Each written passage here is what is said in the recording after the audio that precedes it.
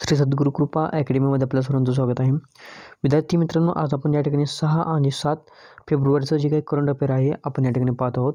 विद्यार्थी मित्रांनो, तुम्ही कोणतीही एक्झाम देत असाल, ऑल एक्झामसाठी हे तुम्हाला लेक्चर अतिशय उपयुक्त ठरणार आहे. विद्यार्थी मित्रांनो, बघा, आपले कालच जानेवारी महिन्याचं जे काही करंट अफेअर आहे ते आपण या ठिकाणी काय केलेले या ठिकाणी अपलोड केलेलं आहे. विद्यार्थी मित्रांनो, जानेवारी महिन्याचं जे काही मंथली करंट अफेअर आहे ते तुम्ही सर्वांनी पाहून घ्यायचं आहे. तर या ठिकाणी विद्यार्थी मित्रांनो, बघा, या व्हिडिओच्या डिस्क्रिप्शन बॉक्समध्ये जानेवारी महिन्याच्या करंट अफेअरची काय दिलेली लिंकसुद्धा देण्यात आलेली आहे. बघा विद्यार्थी मित्रांनो, या ठिकाणी प्रश्न क्रमांक 1 पहा. झारखंडचे नवीन मुख्यमंत्री म्हणून कोणी शपथ घेतलेली आहे? चंपाई सोरेन आहेत. बघा, या ठिकाणी त्यांनी काय केलेलं आहे, झारखंडचे नवीन मुख्यमंत्री म्हणून त्यांनी काय केलेले शपथ घेतलेली आहे. आता यापूर्वी कोण होते? तर यापूर्वी हेमंत सोरेन हे कोण होते? मुख्यमंत्री होते, परंतु ते सध्या त्यांनी राजीनामा दिलेला आहे आणि त्याचं कारण पहा. या ठिकाणी जमीन घोटाळ्यातील भूमिकेसाठी मुख्यमंत्री हेमंत सोरेन यांनी राज्यपाल CP राधाकृष्णन यांच्याकडे राजीनामा सुपूर्द केलेला आहे. आता हे असं का घडलं? बघा, ED चौकशीनंतर मुख्यमंत्री हेमंत सोरेन यांना ग्रेप्तार करण्यात आलेला आहे. म्हणजे बघा, जमीन घोटाळा झालेला आहे, हेमंत सोरेन यांच्याकडून झालेला आहे. त्याच्यामध्ये ED चौकशी करण्यात आलेली आहे EDने, आणि त्याच्यामुळे काय केलेलं आहे, त्यांना ग्रेप्तारसुद्धा करण्यात आलेलं आहे. त्याच्यामुळे त्यांनी राजीनामा दिलेला आहे आणि त्यांच्या जागेवर आता नवीन कोण आलेले तर मुख्यमंत्री हे म्हणून चंपाई सोरेन हे कोण आलेत, मुख्यमंत्री झालेले आहेत. विद्यार्थी मित्रांनो, आता या ठिकाणी झारखंडबद्दल थोडक्यात माहिती पाहूया. राजधानी कोणती आहे? रांची. नवीन मुख्यमंत्री कोण आहेत? चंपाई सोरेन. राज्यपाल कोण आहेत? तर CP राधाकृष्णन हे राज्यपाल आहेत. या ठिकाणी पहा, खेलो इंडिया विंटर गेम्स 2024चे शुभंकर काय ठेवण्यात आलेला आहे? शान हा शुभंकर ठेवण्यात आलेला आहे. विद्यार्थी मित्र, बघा, खेलो इंडिया विंटर गेम्सचं कसं आयोजन करण्यात येत आहे, त्याचं कारण असं आहे की जे काही आंतरराष्ट्रीय खेळ असे आहेत, बरोबर, त्याच्यामध्ये आपल्या भारताने जास्तीत जास्त सुवर्णपदक मिळवले, जास्तीत जास्त विजेतेपद मिळावं, तर ही त्या खेळांची एक चांगल्या प्रकारे तयारी असते. त्याच्यामुळं आपण खेलो इंडिया विंटर्स गेम्स वगैरे आपण काय करतो, जसं समर गेम्स, विंटर गेम्स आपण काय करत असतो, भरवतो असतो. ठीक आहे, इतर आपण माहिती या ठिकाणी पुढे पाहूया. या खेळाचं उद्घाटन कोणी केलेलं आहे? अनुराग सिंग ठाकूर यांनी केलेलं आहे. हे संस्करण कितवं आहे? 4थे आहे. आयोजित कुठे करण्यात आलेलं आहे? लडाख आणि जम्मू काश्मीर या ठिकाणी करण्यात आलेलं आहे. आता लडाखमध्ये 2 ते 6 फेब्रुवारी दरम्यान याचं हे आयोजन करण्यात आलेलं आहे आणि जम्मू काश्मीरमध्ये 21 ते 25 फेब्रुवारी दरम्यान याचं आयोजन करण्यात आलेलं आहे.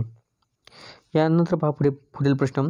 अलीकडेच मलेशियाचे 17वे राजा म्हणून कोणाची नियुक्ती करण्यात आलेली आहे? तर सुलतान इब्राहिम आहेत. तर ते मलेशियाचे कितवे राज्य आहेत? तर 17वे राज्य आहेत, हे लक्षात ठेवा. आता या ठिकाणी मलेशियाबद्दल थोडक्यात आपण माहिती पाहूया. राजधानी कोणती आहे? क्वालालंपूर ही राजधानी आहे. प्रधानमंत्री अनवर इब्राहिम आहेत. मुद्रा कोणती आहे? तर मलेशियाई रिंगीत ही काय आहे, त्यांची मुद्रा आहे. बघा विद्यार्थी मित्रांनो, अतिशय मोस्ट इम्पॉर्टंट हा व्हेरी IMP प्रश्न आहे, या ठिकाणी लक्षात ठेवा तुम्ही.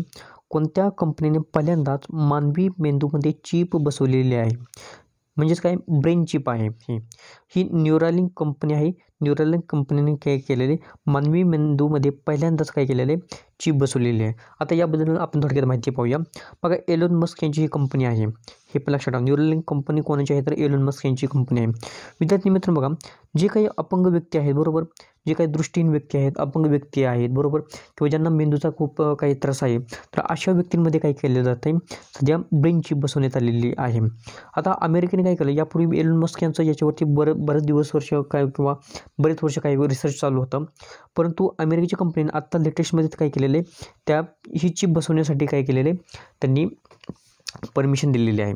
आता लगेच त्यांनी काय केलेलं आहे, मानवी मेंदूमध्ये चिप बसवलेली आहे आणि त्याच्यावरती काय केलं आहे, रिसर्चसुद्धा सुरू आहे आणखीन.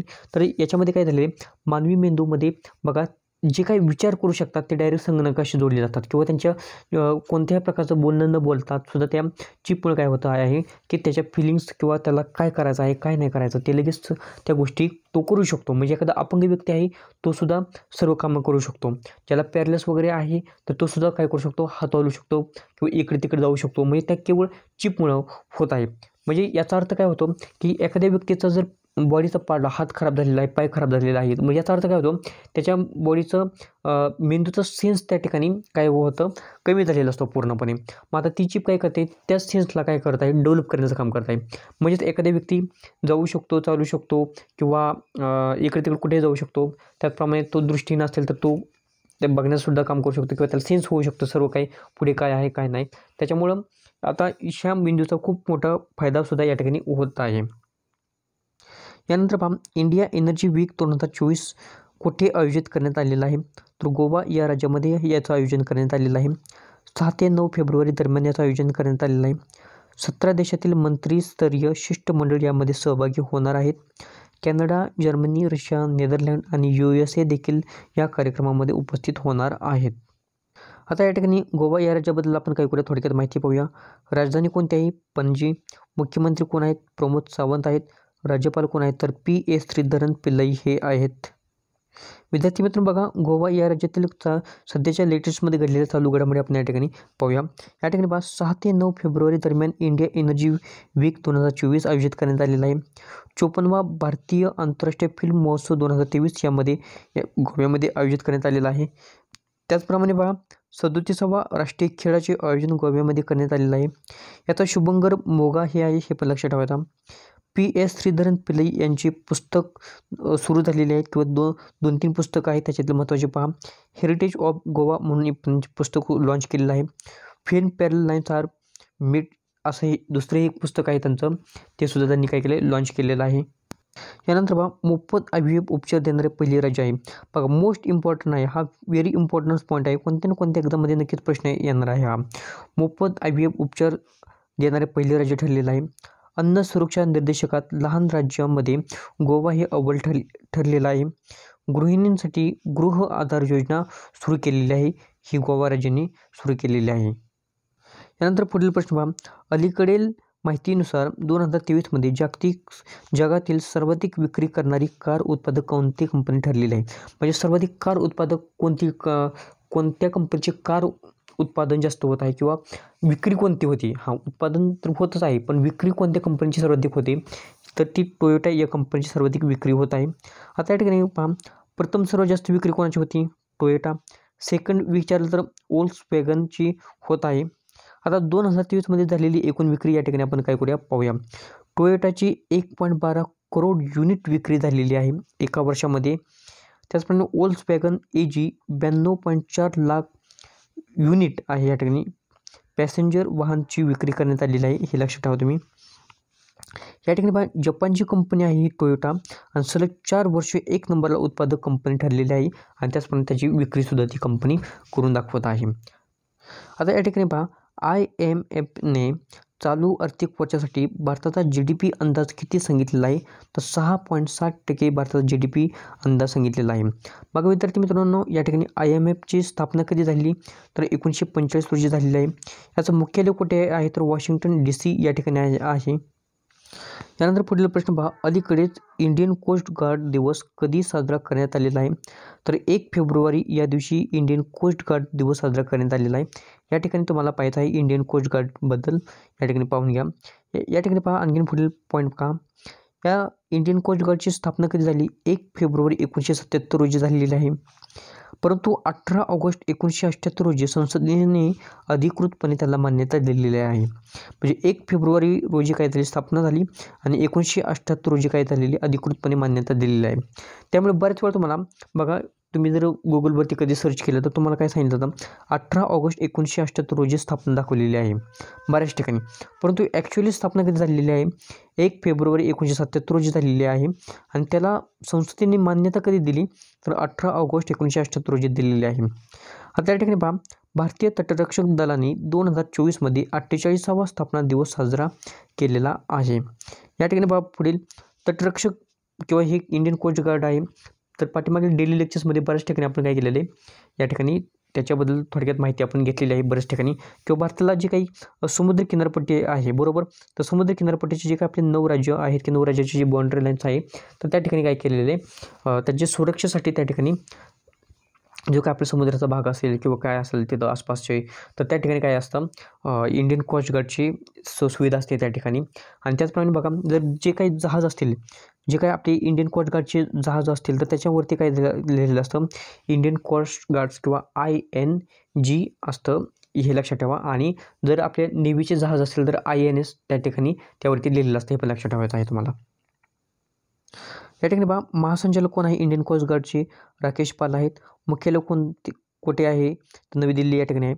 आणि हे 25वे आहेत हे लक्षात ठेवा. 25 25वे कोण आहेत महासंचालक आहेत हे पण लक्षात ठेवायचं तुम्हाला.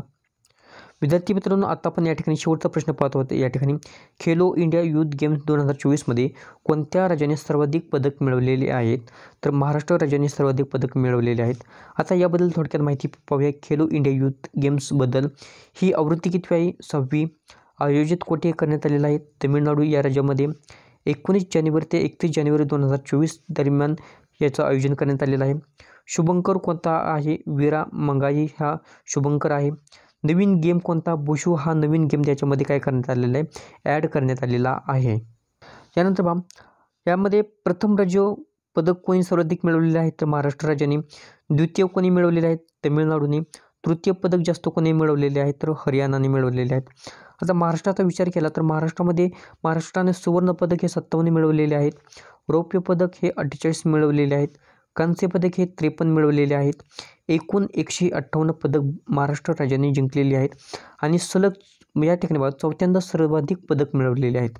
म्हणजे जे काही 6 आवृत्ती झालेल्या आहेत तर त्याच्यामध्ये 4 आवृत्तींमध्ये महाराष्ट्र राज्याने सर्वाधिक पदक मिळवलेले आहेत.